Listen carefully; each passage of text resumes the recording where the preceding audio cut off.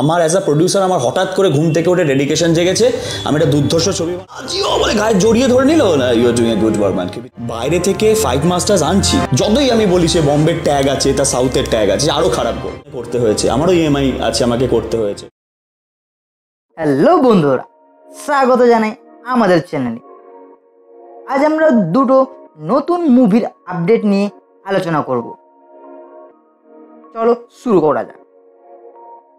মির্জা মুভির এখন শুধু বাংলায় নয়, মির্জা মুভি এখন হিন্দিতেও টেক্কা দিতে আসছে। বাংলা ভাষার সাথে সাথে হিন্দি ভাষাতেও প্রকাশ পেতে চলেছে মির্জা মুভি। আমার নাম না বদনাম আমি জানি না, কিন্তু সামনে এসে দাঁড়ালে সবার এখানে অঙ্কুশ বলছে উনি সামনে এসে দাঁড়ালে নাকি সবার ফেটে যায়। আসলে এটি কাকে বা কার উক্তিতে সরাসরি কাকে ইঙ্গিত করে বলতে চেয়েছে বা কাকে ইঙ্গিত করে বলা হয়েছে, কমেন্ট করে জানিও তোমরা। অঙ্কুশে মির্জা মুভির ইন্টারভিউতে বলেছে মির্জা নাকি ব্লকবাস্টার মুভি হতে চলেছে বাংলায়। শুধু তাই নয়, বাকিদেরকেও টেক্কা দেবে মির্জা মুভি। দর্শক তাকিয়ে আছে বক্স অফিসের দিকে, দেখা যাক মির্জা কত দূর সাকসেসফুল অর্জন করতে পারে। এটা কিন্তু সলিউশন নয়, বিকজ অনেকে বলে যে সবাই একসাথে এলে ইন্ডাস্ট্রি গ্রো করবে, একসাথে বিহাইন্ড দ্য ক্যামেরা একসাথে এলে অবশ্যই গ্রো করবে। সেখানে যদি কেউ কাঠি করে, কেউ জিনিসটাকে পা ধরে নামানোর চেষ্টা করে, তখন মুশকিল। একসাথে আসাটা, ক্যামেরার পেছনে হওয়াটা বেশি জরুরি ক্যামেরার সামনের থেকেও।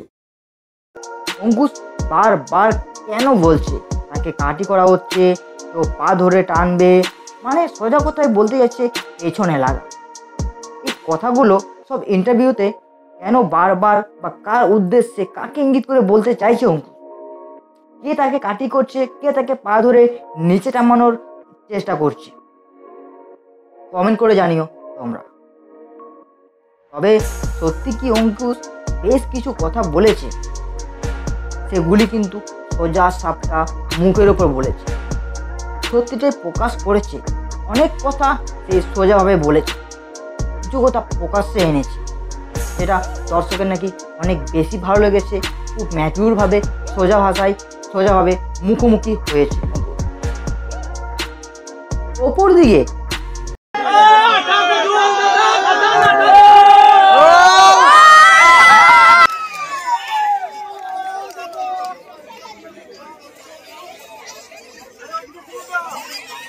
দেবের সাধারণ মুভি জোর কদমে প্রমোশন করছে দেব।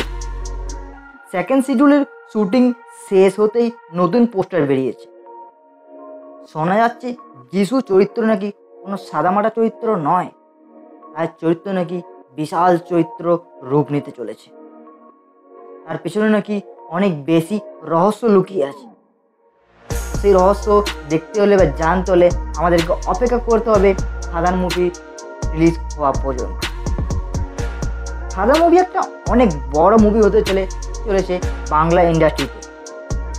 যেমন ধরুন টেক্কা, কামান্ডো, এই মুভিগুলোর দেব তেমন কোনো প্রমোশন করছে না।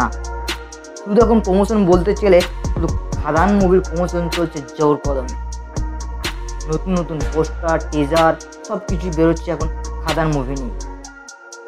শুধু তাই নয়, সাধারণ মুভি এত হাইপ দিচ্ছে যেন আকাশ ছোঁয়া। কারণ আসল ঘটনা হলো দেবের নতুন লুক, সাথে পোস্টারে দেখানো হয়েছে যিশুরও নতুন লুক। তো দেব আর যিশু একসাথে যে দর্শকের মুভির ছোটো ছোটো প্রমোশন থেকে এত হাইপ তুলছে, শেষ পর্যায়ে কী হবে ভেবে দেখুন। কোন লেভেলে পৌঁছাতে চলেছে সাধারণ মুভি।